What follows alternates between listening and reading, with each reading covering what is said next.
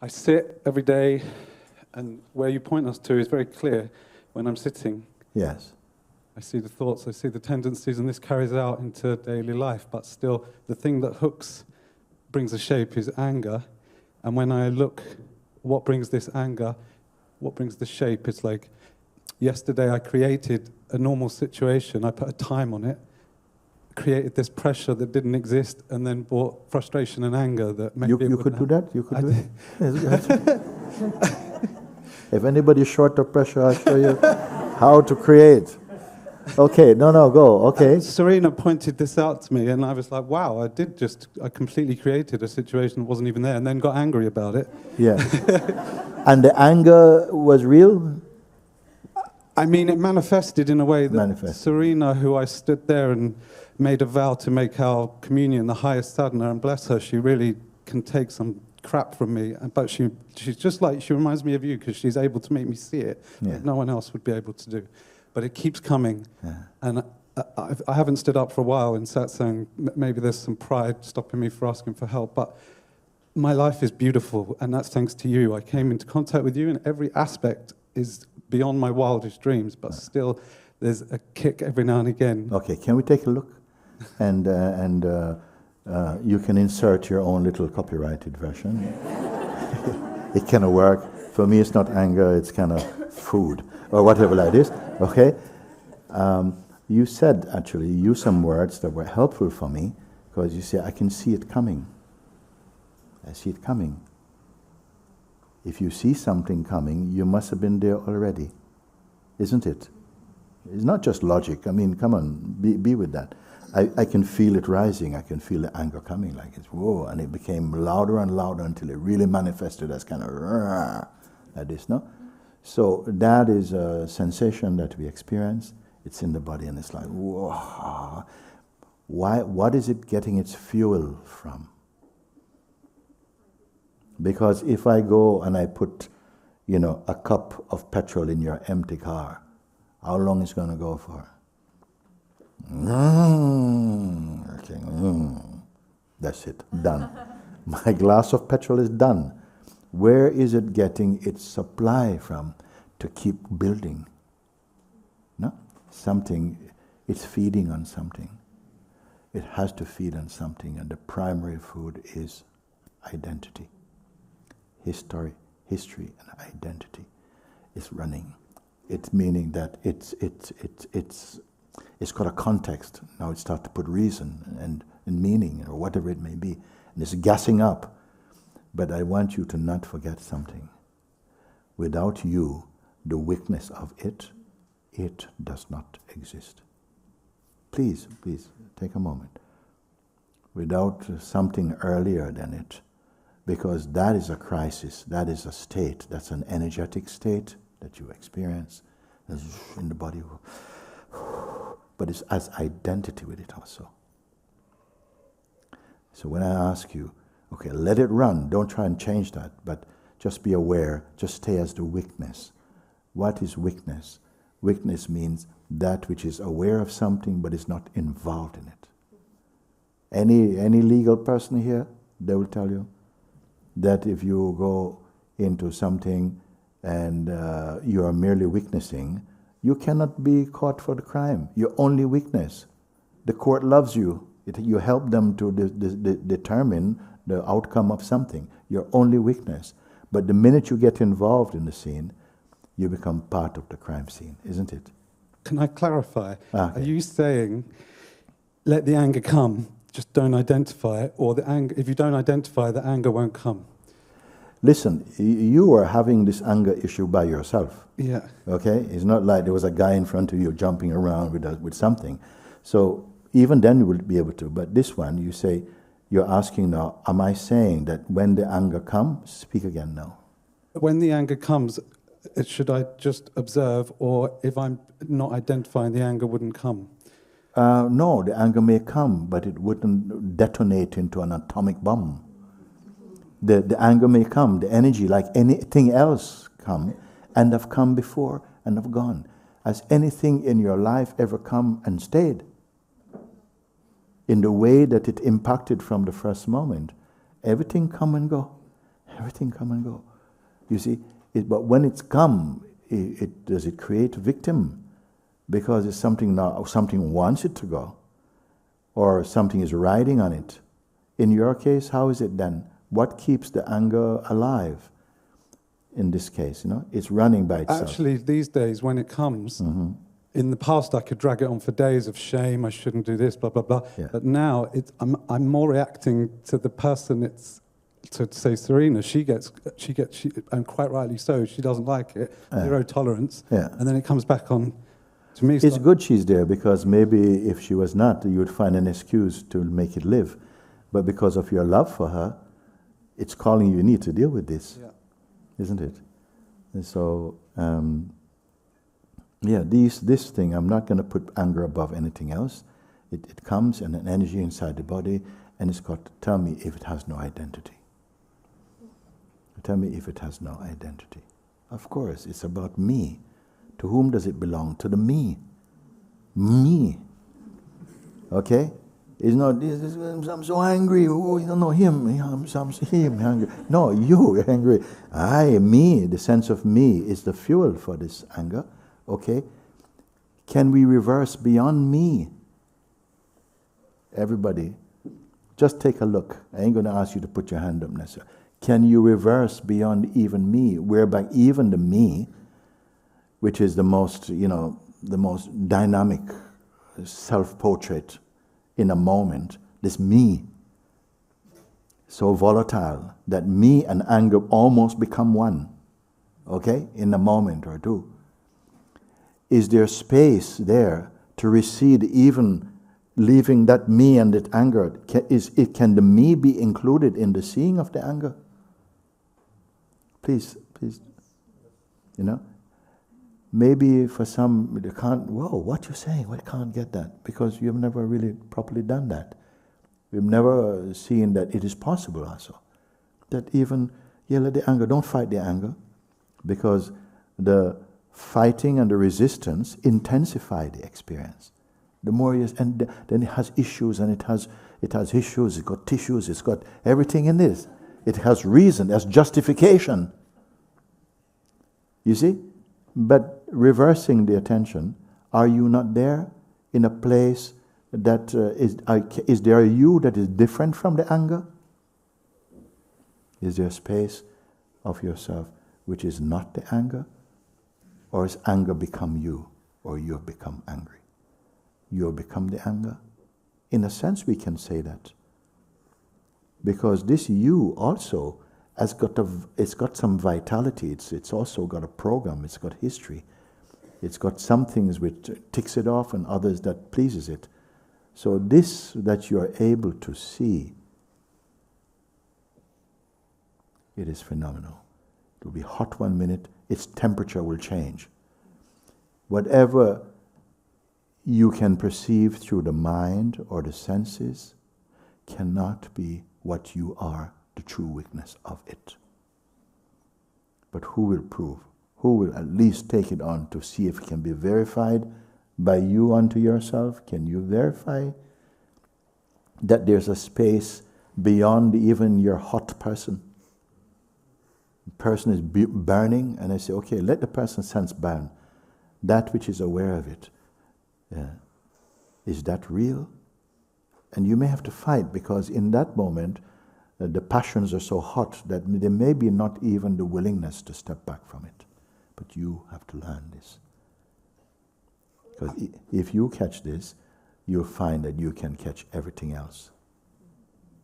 You catch the hot spot and see that actually it also is traffic. It also is a cloud passing. It is being seen. By what is it being seen? Does it have a shape? This thing, you guys have to do this. It's not right, you don't do this. It is not correct, you don't do this, because the whole world is imprisoned by these forces. Unquestioned identity, psychological identity. Everyone is in the grip, and we define ourselves in this way. You have to do it. Why so difficult? Because there's a force within you that doesn't want to do it. There's a force that's inside that fights against. It's like we start to talk about how, and everything becomes cloudy. Sorry. You know how many times at this stage somebody goes, "Sorry, could you say again?" And I say, "Okay, right." "Oh, sorry, could you say again?" Because it's like, it's as though what you're trying to look at or for keeps going away. But you who's witnessing something is escaping to be recognized, you are not that thing also.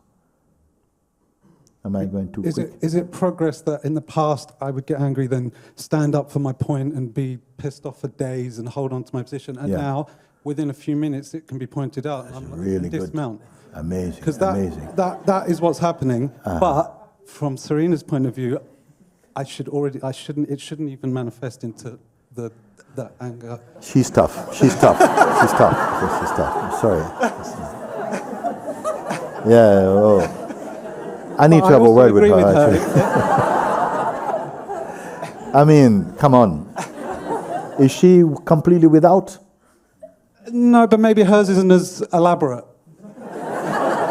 It can be more passive. So it's her not being elaborate against you only having a minute or two. Yeah, my little stink bomb has got rose in it. Okay, so that makes it okay for you. But yours, I've got what? Fried eggs? Bad eggs. Bad eggs. So that sometimes unless things manifest, you don't get to see it, and if you don't see it and it lives, maybe worse. So it comes, and you have a chance to say, "Whoa," or like some reflex. You're already up riding. You and your horse is already going. Okay, and I say, "Whoa." Either dismount or see that both the rider and the horse are actually some play watched inside a place that is not galloping about. Has anybody come to that? In how many seconds? Is that how we measure the progress then? If it's gone on for days or if instantly we can see it? I mean, it's not so... When you're out of it, you'll know immediately it didn't exist. When you're out of it, you know, but this was just crazy. What is that? It doesn't exist in the place of being. It exists in the place of becoming, in the place of person. It lives. It becomes part of your biography, of your autobiography. But there's a place which is beyond biography. Here, the most true. Somebody may say, what's the point of that? I need to register as a phenomenal entity. I have a passport, I come from somewhere, I've got to acknowledge that. I say, sure, you can acknowledge. If a sage is going through an airport, they can't say, listen, I have no passport, I'm universal. Unless this is meant to something happen. And they say, Swamiji, of course, you need no passport, you go on. No, but I don't think they would have this. So some identity a little bit to play in the world is, of course, it's there. But your entire overview and your internal view is completely changed. The perspective, all that changed is the change from person to presence. That's the only change. Okay? It's not that you get more muscle, you get taller, you whatever like this. No, only the shift from occupying and living in the state of personhood, like I, me, yeah, who you think you're talking to, I got graduated from, this one from person to presence, in which the sense of person can be seen. When the person can be seen, all that gelignite is turned into curry powder. When you can see. But there are forces, internal and apparently external to the form, that seem to, they don't go away so quickly. They have been a part of your entourage, a part of your sense of self. They have come with you. Why? Because you have a label of being somebody. And everybody has some characteristic. Everyone has some autobiography. So for someone to recede, to rise above in this way, and everyone is capable, maybe not at the same time. Your potential is here, your capacity may not be yet ready. If you are too anchored in feelings and the world and have too many concepts, you may find it's the strength to even take this on is not even apparent for you. There are many people in the world, this conversation, that walk out and gone, ice cream and coffee. Not for them. Why you? Because perhaps your time hearing these things, and that they actually transform into light consciousness is possible. I was just going to say, it's like I met you because I was a person that was suffering a lot, and then over the years, I mean, I hardly suffer. It's just joy, but I see you can also get very comfortable. I have a beautiful life. Once you said, like, don't try to create your whole life. Let God create some, because He'll do a much better job than you. And my God has done an incredible job. And I can get quite comfortable in that. So I'm glad these things come to keep me in the game, kind of thing. But I love you, man. That's really good. I'm glad these things come to keep me in the game. The game meaning the game of discernment. Yeah. To keep that discerning power alive. And not too comfortable and. Yeah, but don't let that congeal. Don't let that become, I'm always going to need this, because you may go beyond the need of this even. You see? I mean, an awakened being doesn't need trouble to keep test how much they're awake. It comes by itself. It's already written. You can't pick, who you're going to fence with. It will come. And it's good. And there's a joy in discerning. There's a joy in discerning and seeing things just dissolve in their power and their impact, and come to see that the one that was taking the fight is illusory inside your own being. You see it. If you see it in you first, you'll see it in everything after. But you must see it in you. Some people can see the whole world, themselves they can't see. If you can see where you have your own sense of self is also phenomenal, you've come to a true realization. Not merely an intellectual realization, experiential, profound, whereby action, reaction, interactions play, but you are not imprisoned by them. Now, don't be clever now, like you do that, no, I'm not responsible. Not that. Compassion also be there. Love will flourish. Justice will flourish. Your love will be released from the prison house of personhood. You become global. It's not you doing anything, actually, as a consequence of your seeing and the loyalty to your seeing, until it becomes, again, just natural, automatic.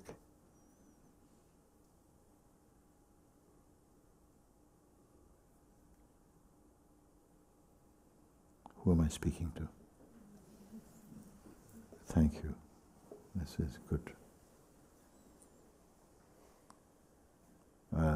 Good. Why? Because you don't say, you're speaking to him. No. Even if I'm talking about fish and chips and you're a vegan, I'm still talking to you. Okay? Let's cut to the chase and beyond the chase. So this is wisdom, to see that actually we're not talking about the differences between people. That can be there. And I want to say again that actually diversity is a beautiful part of life also. Each one's uniqueness is a part of the great play. Even flower I talk about, even one of these flowers, if you look carefully, every petal has its uniqueness. So it's not, the trouble is not diversity, ego. Ego. I put ego as the root cause of all suffering in the world. Self-preference, based upon very flimsy ground, is the cause of suffering unto oneself and unto all that you are in contact. And by contact, I don't mean necessarily physical contact, thought contact. That you think this about something that you've never met, don't know. You're holding this poison inside your system, and you think you get away free with it. You're ingesting poison. But you must come to a place, actually come to that place which cannot be poisoned. There is a place in you cannot be poisoned. It can only be hidden, but it cannot be destroyed. This is why we say that as a soul, we are eternal beings, actually. At different times in your lives, you knew this and forget. We knew it, forget. We are eternal beings. So it's not the thing, oh, I wish I could live forever. You can live forever, but you can live forever, and bodily also. For a long time, forever. Because there's a whole point to this.